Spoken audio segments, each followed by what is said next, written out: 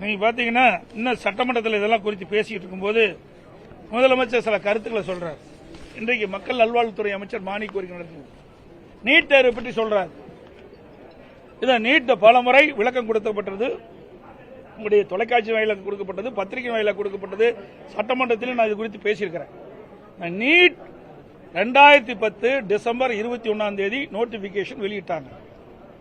அப்பொழுது மத்தியில் காங்கிரஸ் தலைமையில் கூட்டாட்சி, திமுக மத்திய அமைச்சர்கள் இடம்பெற்றிருந்தது. அதுவும் திராவிட முன்னேற்ற கழக நாடாளுமன்ற திரு காந்தி செல்வன் அவர்கள் மத்திய சுகாதாரத்துறை இணையமைச்சராக இருந்தபொழுதுதான் இந்த நீட் தேர்வுக்கு ஒப்புதல் கொடுக்கப்பட்டு மத்திய அரசாணை வெளியிடப்பட்டது. ஏதோ அதிமுக ஆட்சியில் வந்து அதிமுக இருக்கும்போதுதான் வந்தது என்ற ஒரு தவறான செய்தி தொடர்ந்து முதலமைச்சரும் அமைச்சர்களும் பதிவு செய்து கொண்டிருக்கிறார்கள். இது நாட்டு மக்களுக்கே தெரியும். இது கொண்டு வந்தது காங்கிரஸ் திமுக. ஏன் இளைஞர்கள் பாதிப்பாங்க அப்படின்னு இவர்களுக்கு தெரியாதா? மாணவர்கள் பாதிப்பான்னு தெரியாதா? கொண்டு வந்தது இவர்கள். அதை தடுப்பதற்கு நாங்கள் கடுமையான முயற்சி எடுத்தோம். ஆனால் முடியவில்லை, நீதிமன்றம் சென்று விட்டது. அதனால் இந்த நீட் தேர்வு அதிமுக ஆட்சியிலே நடைமுறைப்படுத்த வேண்டிய சூழ்நிலை ஏற்பட்டுவிட்டது. இருந்தாலும் தொடர்ந்து மத்திய அரசோடும் நீதிமன்றத்திலும் நாங்கள் இதை வலியுறுத்திக் கொண்டே இருந்தோம், நீட் தேர்வை ரத்து செய்வதற்கு. ஆனால் கொண்டு வந்தது திமுக. அதை தடுத்து நிறுத்துவதற்கு முயற்சி செய்தது அதிமுக. அது மட்டுமல்ல, தேர்தல் 2021 சட்டமன்ற பொதுத் தேர்தலின் போது திராவிட முன்னேற்ற கழகத்தின் சார்பாக திராவிட முன்னேற்ற கழகம் ஆட்சிக்கு வந்தா நீட் தேர்வை ரத்து செய்யும் சொன்னாங்க. இன்னைக்கு முதலமைச்சர் என்னங்கிறாரு? நாங்க இந்தியா கூட்டணி அங்க வச்சிருந்தோம், இந்தியா கூட்டணி ஆட்சிக்கு வந்திருந்தா ரத்து செய்யும் சொல்றாரு. இதை ஏன் முதல்ல 2010 கொண்டு வரும்போதே ஏன் ரத்து செய்யல? அப்ப ரத்து செஞ்சிருக்கலாம்ல. அப்போ காங்கிரஸ் ஆட்சி தான் இருந்தது, கூட்டாட்சி தான் இருந்தது. அப்போ ரத்து செஞ்சிருந்தா இவ்வளவு உயிரை நாம் இழந்திருக்க வேண்டிய அவசியம் இல்லை. இதுக்கு முழுக்க முழுக்க காரணம் திராவிட முன்னேற்ற கழகம் தான் என்பதை நான் இந்த நேரத்தில் தெரிவிச்சுக்கிறேன்.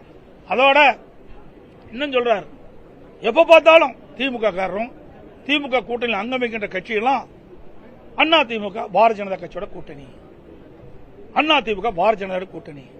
எல்லா அறிக்கையும் கம்யூனிஸ்ட் கட்சி சேர்ந்த அறிக்கை விடுறாங்க, விடுதலை சிறுத்தை கட்சி சேர்ந்த அறிக்கை விடுறாங்க. இன்றைக்கு முதலமைச்சர் இப்படி துடிதுடிக்க பேசுறார். ஏங்க நாங்க கூட்டணி வச்சா நீங்க எங்க பதறீங்க? முதலமைச்சர் சட்டமன்றத்தில் ஏன் கோவப்படுறீங்க? நீங்க பயப்படுறீங்க? அதிமுக யாரோடாலும் கூட்டணி வைப்போம், அது எங்களுடைய விருப்பம், எங்களுடைய கட்சி நடைபெறுகின்ற சட்டமன்ற பொதுத் 2026 சட்டமன்ற பொதுத் தேர்தலில் வெற்றி பெற வேண்டும். ஒவ்வொரு கட்சி வெற்றி பெற வேண்டும் என்பதுதான் கூட்டணி வைக்கிறீங்க. நீங்க எப்ப பார்த்தாலும் பலம் வாய்ந்த கூட்டணி நீங்க சொல்றீங்களே, அது மாதிரி நாங்களும் அதிமுகவும் பலம் வாய்ந்த கூட்டணியை 2026 சட்டமன்ற தேர்தல் அமைப்போம், நிச்சயமாக வெற்றி பெறுவோம். ஆனா முதலமைச்சர் இப்படி ஆதங்கப்படுவது, இப்படி அதிர்ந்து போய் பேசுவது பார்க்கின்ற பொழுது பயம் வந்துவிட்டது. அதிமுக கூட்டணி அமைக்கப்பட்டு விட்டால் ஆட்சி மாற்றம் ஏற்படும், திமுக ஆட்சி இழக்கும், அதிமுக ஆட்சி வரும் என்று அவர் மனதிலே வந்த காரணத்தில் தான் அந்த வெளிப்பாடு பார்க்கப்படுகிறது. சட்டமன்றத்திலே நேருக்கு நேர் பார்த்தேன், அவர் பதற்றப்படுறதை பார்த்தேன், அவருடைய பேச்சிலிருந்து வர வார்த்தைகளை பார்த்தோம். அதிமுகவை பொறுத்த வரைக்கும் திராவிட முன்னேற்ற கழகத்தை அகற்றப்பட வேண்டும் என்ற ஒத்த கருத்துடைய கட்சிகளெல்லாம் ஒன்றாக இணைத்து வாக்குகள் சிதறாமல் நாங்கள் கூட்டணி அமைப்போம். நிச்சயமாக 2026 சட்டமன்ற தேர்தலிலே திராவிட முன்னேற்ற கழக தலைமையில் அமைக்கப்பட்ட கூட்டணியை வீழ்த்துவோம். அதிமுக கூட்டணி ஆட்சி அமைக்கும், அதிமுக ஆட்சி அமைக்கும்.